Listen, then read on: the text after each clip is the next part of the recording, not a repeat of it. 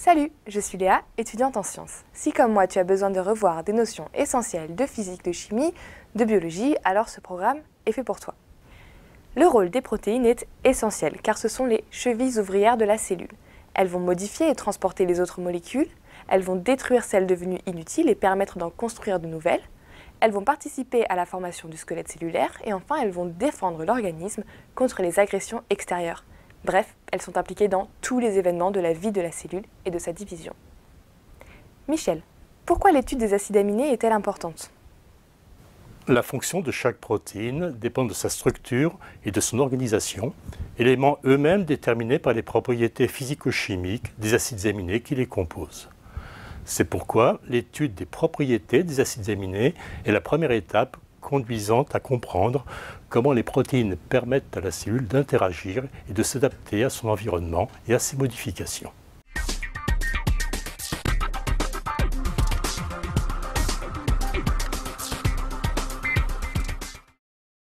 Examinons la structure d'un acide aminé isolé, c'est-à-dire séparé des deux voisins auxquels il est lié dans la protéine. On fait ainsi apparaître une fonction acide carboxylique et une fonction amine, toutes deux liées à un carbone central que l'on appelle carbone alpha. Les deux autres substituants de ce carbone sont un hydrogène et un groupement méthyle, CH3. Le carbone alpha se trouve au centre d'un tétraèdre dont les sommets sont occupés par les 4 substituants. Les différents acides aminés se distinguent par la nature de leur radical R, ce qui conduit à en définir 4 catégories. Certains sont polaires, d'autres ne le sont pas. Quelques-uns ont une chaîne latérale portant une fonction acide, ou encore, pour d'autres, une fonction basique. Un couple acide-base correspond à un équilibre entre une forme protonée acide AH, ou H+, et une forme déprotonée basique A-, ou A. Cet équilibre est dépendant du pH, puisqu'un proton est libéré lors de la dissociation. Le pK d'un équilibre acido-basique correspond à la valeur du pH pour laquelle on a autant de formes AH que de formes A-. En deçà de ce pK, la forme protonée sera majoritaire.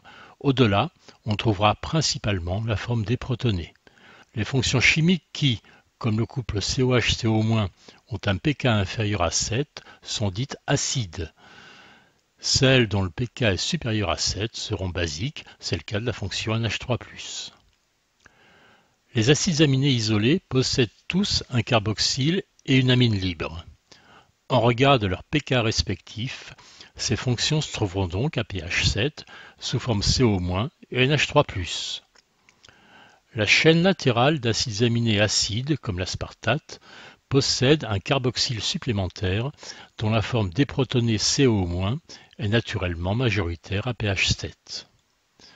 Les acides aminés basiques possèdent au contraire, dans leur chaîne latérale, une fonction acido-basique, amine par exemple, dans le cas de la lysine, dont le pK est supérieur à 7. Le groupement chimique sera donc protoné au pH physiologique. Le nuage électronique de deux atomes covalemment liés sera davantage attiré par l'un des deux atomes si celui-ci présente une électronégativité plus forte que celle de son partenaire. Cet atome portera une charge partielle négative, alors que l'atome le moins électronégatif présentera un déficit électronique se traduisant par une charge partielle positive. Une telle liaison, OH ou NH par exemple, sera dite polarisée et l'acide aminé qui la porte polaire.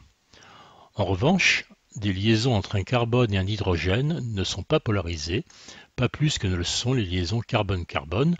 Ainsi la sérine, qui possède une fonction alcool dans sa chaîne latérale, est un acide aminé polaire. A l'inverse, l'alanine sera non polaire, sa chaîne latérale CH3 ne comportant que des liaisons CH.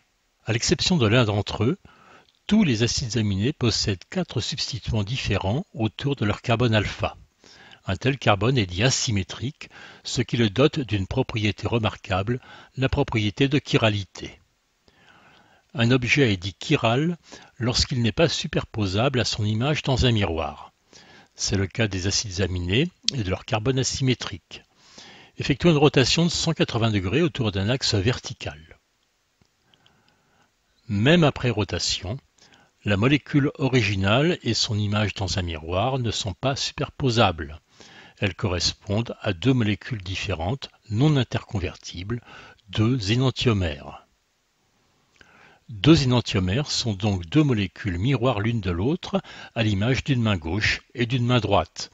Le monde vivant est un monde chiral dans lequel les protéines sont formées d'acides aminés ayant tous une seule et même configuration. Dans une protéine, deux acides aminés consécutifs sont liés par une liaison covalente appelée liaison peptidique. Elle résulte de la condensation entre la fonction acide carboxylique d'un premier acide aminé et la fonction amine d'un deuxième résidu. Le squelette d'une protéine est ainsi formé de l'enchaînement d'un grand nombre de liaisons peptidiques. Lorsque la protéine se replie pour acquérir sa structure tridimensionnelle, les résidus polaires ionisés se positionnent majoritairement en périphérie de la molécule pour être en interaction avec le solvant, lui-même polaire. La plupart des résidus non polaires seront au contraire enfouis au cœur même de la protéine. Ils se trouveront ainsi protégés du solvant avec lequel ils n'ont pas la moindre affinité. À voir et à revoir sans modération. Dans cette vidéo, Michel a abordé les notions suivantes. La structure générale détaillée, commune à tous les acides aminés, leur organisation dans l'espace, les propriétés des fonctions chimiques qui les composent, et enfin la manière dont ces molécules se lient entre elles pour former des protéines. Voilà, c'est fini pour aujourd'hui.